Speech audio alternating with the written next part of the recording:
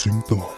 Hey guys, welcome back to the pod. We are back today for the first episode of Parasyte the Maxim, and I am so excited to finally be getting around to reviewing and discussing this show. There is so much to say that I found it best to have a general open discussion about each episode, kind of like a thought or first impression dump, so let's just go ahead and dive right in. Characters. One of my favorite things about this first episode is that, unlike most anime pilot or introduction episode, you don't have to spend the next 4 or 5 episodes trying to figure out what type of person the protagonist is. This also applies to the supporting roles like Shinichi's parents, his girlfriend Murano, his friend Yuko, and even Migi. The writing is straight to the point and doesn't lead you on by feeding you like tiny pieces of their personalities. They just go all in pretty quickly. Gas pedal straight to the floor, balls to the wall. I love it.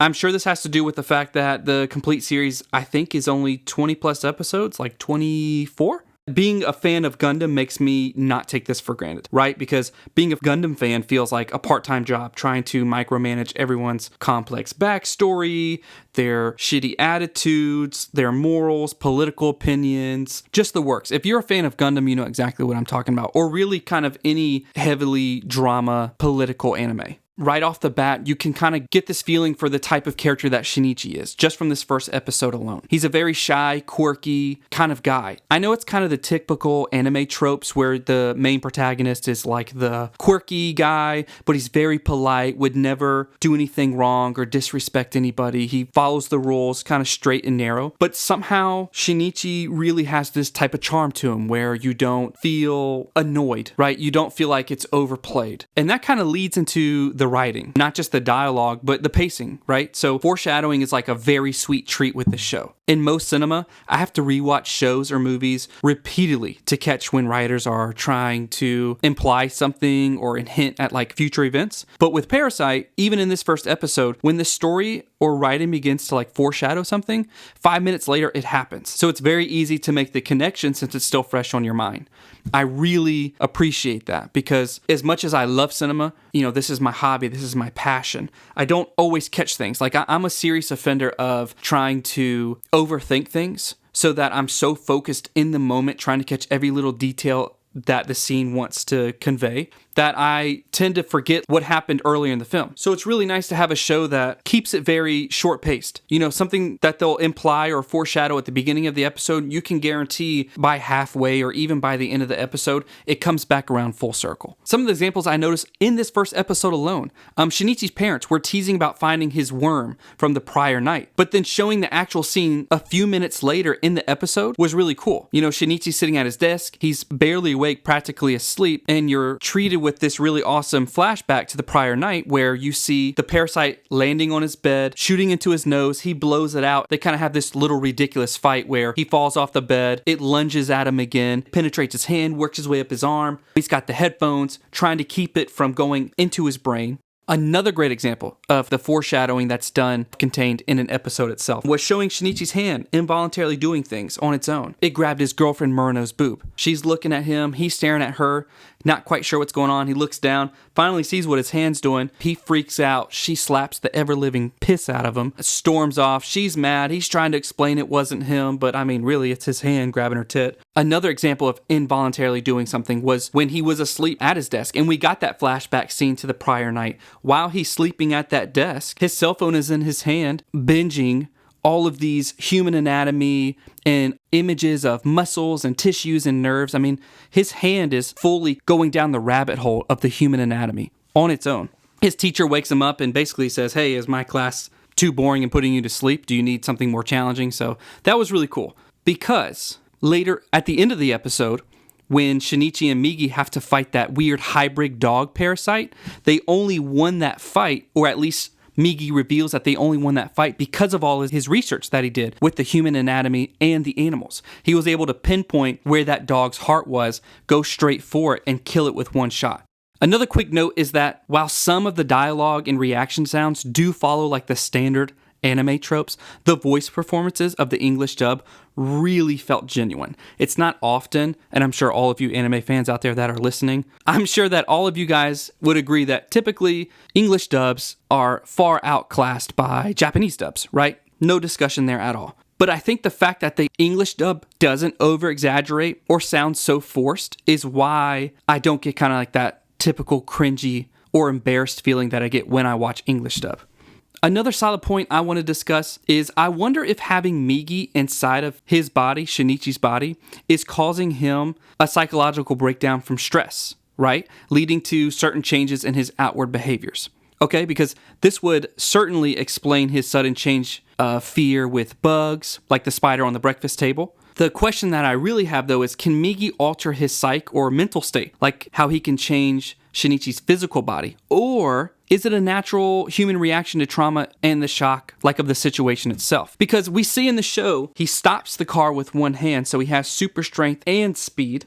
Another example of physically altering his body is that he's extra hungry. One morning before he's infected, he barely wants breakfast. I think he wants a piece of toast. And then the next morning, he's asking for seconds or thirds of breakfast. Also, we have Migi, who can extend his arm 30, 40, 50, even 100 feet, turn into razor sharp blades, or even hard as a rock. It dented not just the body of the car, but it completely smashed the engine. So there's no discussion or debate about whether it can change Shinichi's physical body. But I guess what I'm trying to think of, or I guess say, is having Migi inside of Shinichi's body, does it alter his mental state, right? Because as a human, having some kind of foreign alien, this parasite inside of us, that's got to feel like the weight of the world. You can't tell your friends, you can't tell your parents, let alone would your friends or parents believe you.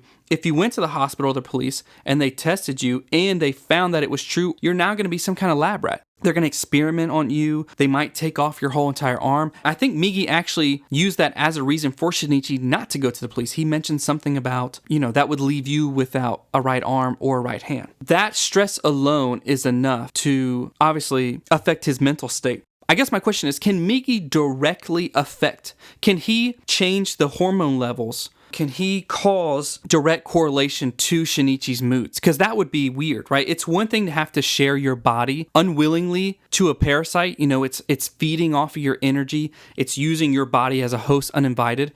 But it's another thing if you can no longer control your own thoughts or your own temperament. That's just something that I thought of.